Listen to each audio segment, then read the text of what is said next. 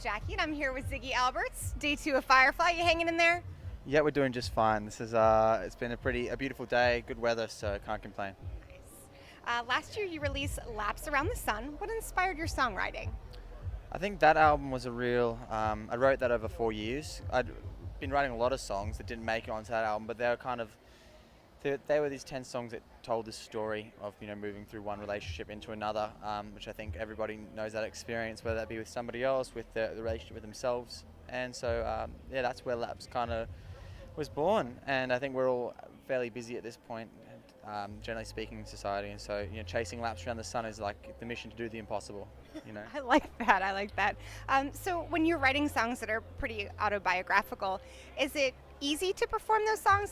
Does it help you feel better and kind of able to push those into the past, or are they challenging to play? That's a really good question. I think that it depends what you write about or how you, I guess, maybe how you perceive your past or those events. I'm really happy to write about those things because I usually involve, even if it is through even if it takes time, I usually still like there to be a bit of hope in each of the songs, and so therefore I never find it hard to get up and sing those songs. And in fact, with so much of a changing environment, every day, every week, with with the world tour, they actually become a great comfort space that you come back to. These songs that you know very well, and they become like one of the very few steady kind of things that you have when you're on the road. So I very much enjoy playing those songs, and people have been having a great time with them. So. And you mentioned with your songwriting that there were a lot of songs left over. What do you think you're going to do with the ones that did not make the album? I've learned from like Laps Around the Sun from that album that there was a song that made it on there that I released 2 or 3 records since. And so you just start to learn that certain songs just, I think, need company of other songs. And I just try to keep my little song bank. I just write and keep them stored safe away. And I think as there's a story you would like to tell, it kind of becomes obvious where those songs belong. Nice. Sorry, there we go. Is there a song that you have in your collection that you've never played live? That I would never? Yeah, probably some of the older songs.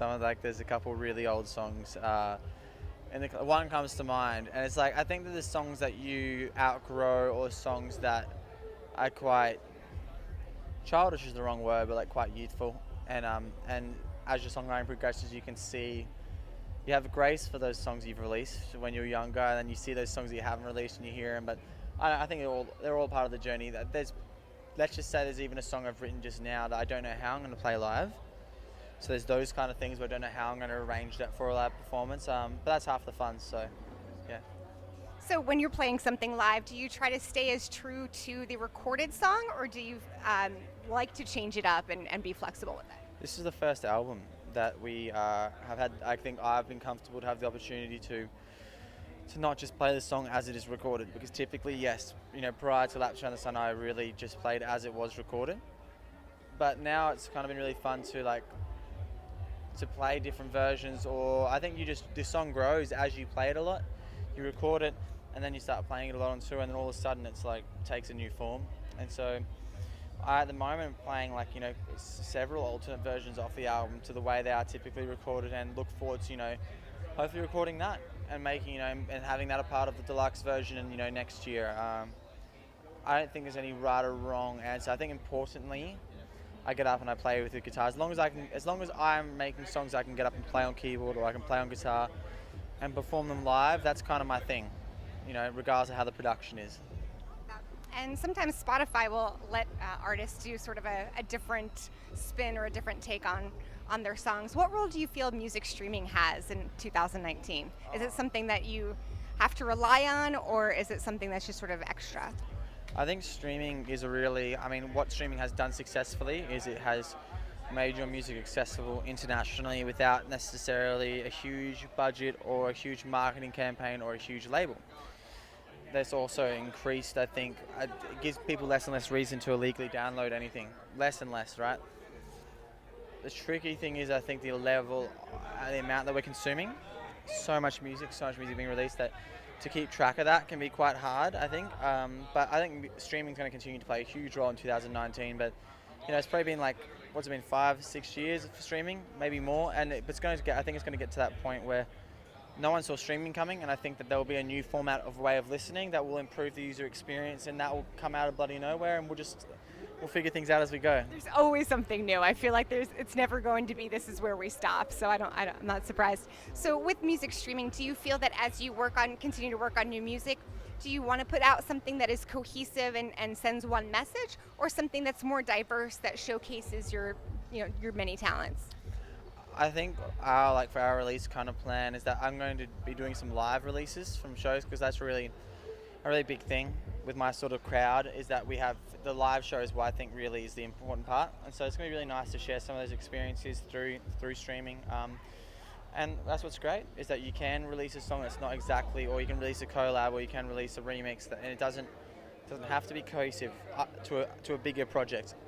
I think I will probably likely always work on cohesive larger projects like albums. I think I'll continue to do that, because I think I think people will actually really want that now. I think playlisting has come such a long way that people are starting to appreciate now more than ever the album. Things just come in waves, come and go in waves, and so I think albums in the coming years are going to actually return to a really important thing. I miss that. I miss pressing play and opening up the case of whatever it is, and reading through everything. Absolutely. And you mentioned the live show being what's important. So how do you go about choosing your set list for, let's say, a music festival versus a show that you're headlining? I think for a music festival, particularly Firefly, where I was playing the Treehouse stage, and it's very much a winning people over kind of thing. Thankfully there was fans there, which was really amazing. But when it comes to winning people over, I think that I go back to my busking roots, and I just play quite upbeat songs that involve the crowd. And whereas at my own show, I do have a certain luxury where if it's sold out and there's 1,000 people who are there to hear you sing your songs, you can have a much more room to move when it comes to tempo. So when it comes to a festival stage, just bring it. Just bring a fun dancing upbeat songs. And when I play my own shows, I kind of like to again go through a whole range of motion and then end with a lot of dancing. Treehouse stage is really cool. I love it over there. What's up next for you after Firefly? Goodness me, I think the next show is in Washington. I don't know exactly where, but it's in Washington. And then we just continue. I think this was show number 3 or 4 out of 18 on this run, on this part 1 leg. Then we go back to Australia for doing a festival called Splendor in the Grass, and then come back to tour North America again in September and October. So kind of doing the East Coast side and West Coast side. So that's it. Just pretty much just touring the continent. So yeah. Well, stay tuned for much more from Ziggy Alberts. This is Jackie. Thanks to Chorus FM in the Key of Change and the Vinyl.